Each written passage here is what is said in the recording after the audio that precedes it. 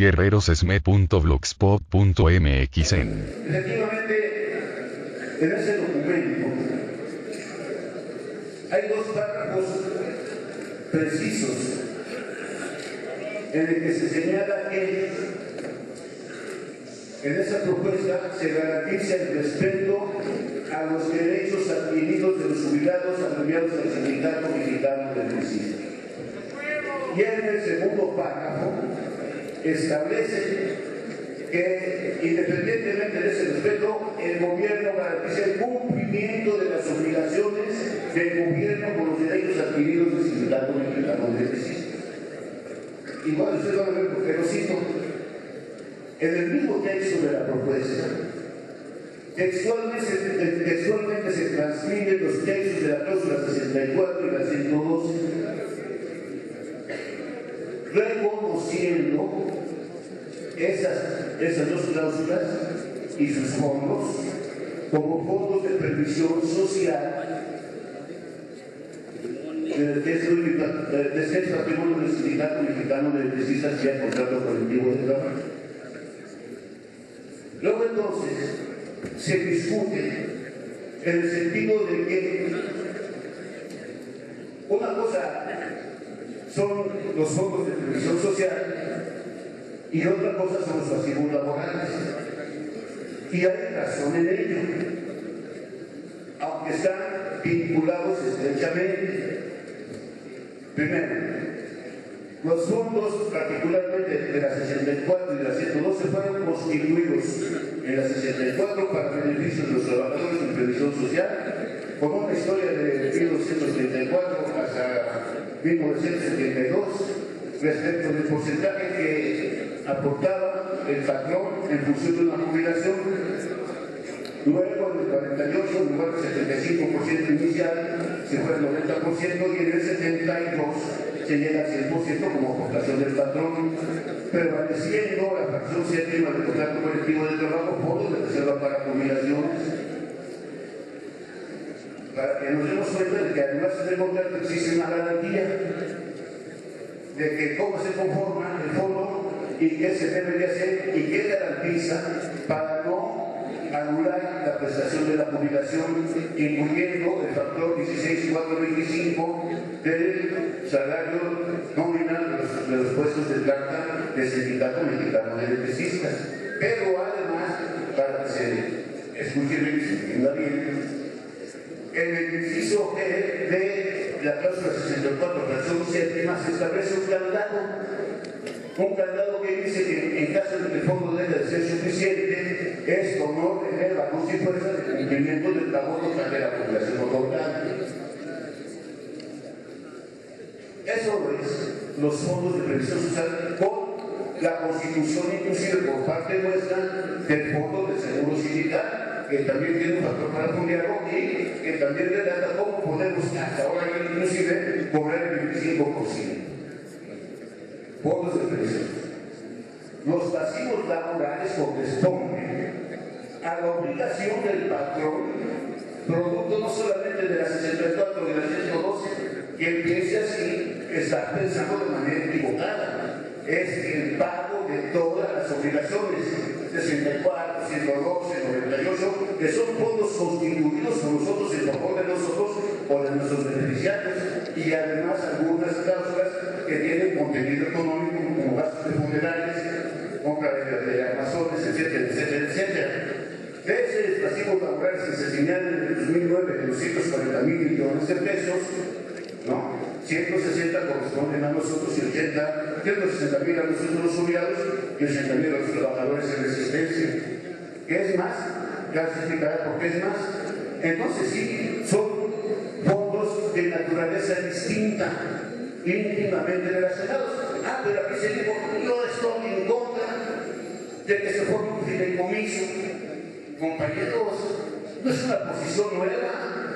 Desde 1972, el expulsado, el enano mental y enano físico, pretendió llevarnos a una contratación colectiva a que aceptáramos un fideicomiso de la cláusula 64, porque decía de manera mañosa y tramposa que el fondo de la cláusula 64 era un fondo virtual. ¿Sí o no es cierto, compañeros jubilados? Entonces, digo, no, es que yo no sé por qué hay un fideicomiso.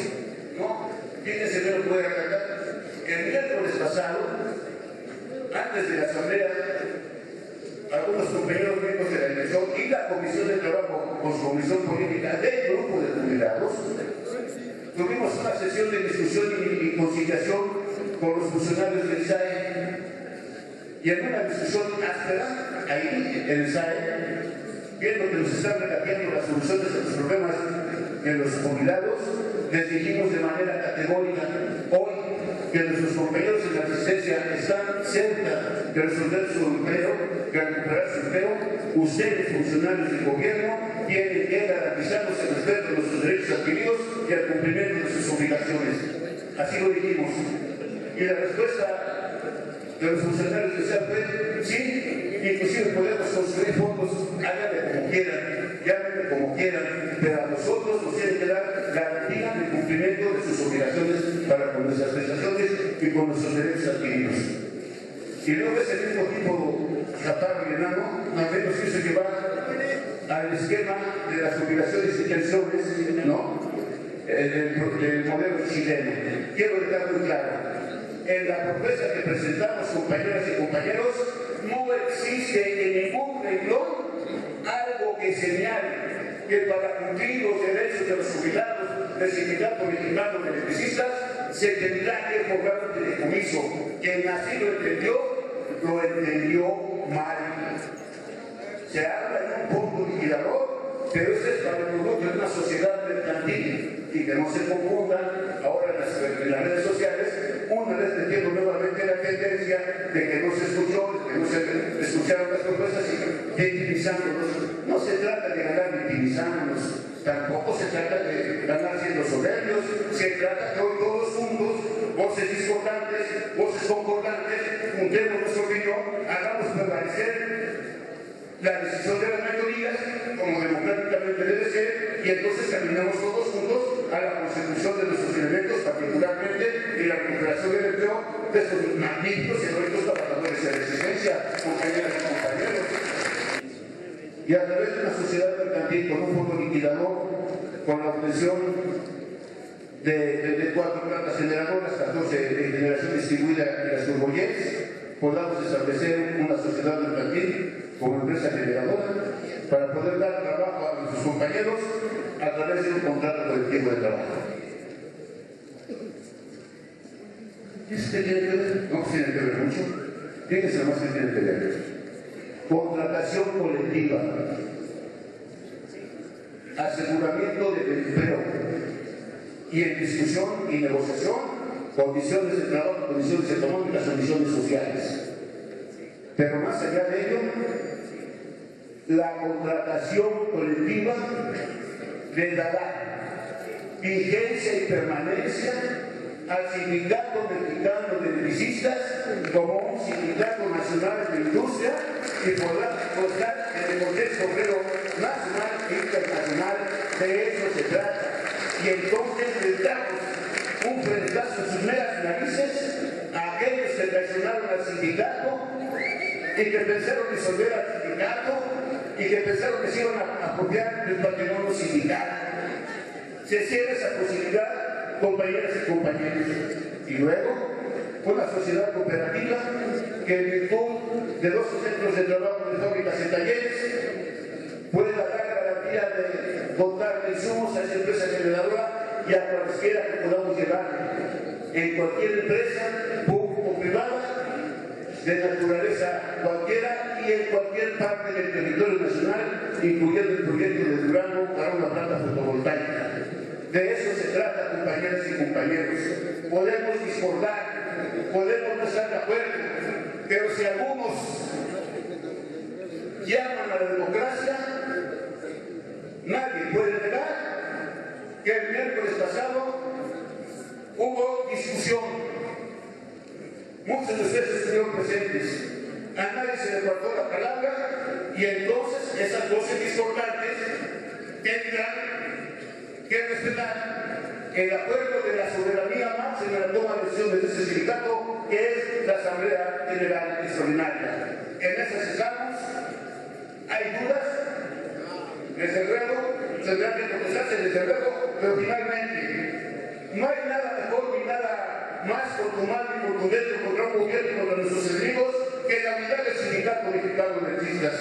Así, en 100 años de historia de comunidad, hemos resuelto, y hoy no va a ser excepción, tendremos que resolver porque el 14 cumplimos 100 años y el 17 de diciembre en la Arena Ciudad de México haremos la asamblea correspondiente a 100 años de rica, brillante y refulgente historia de este gran sindicato mexicano de electricistas. ¡Que viva el sindicato mexicano de electricistas!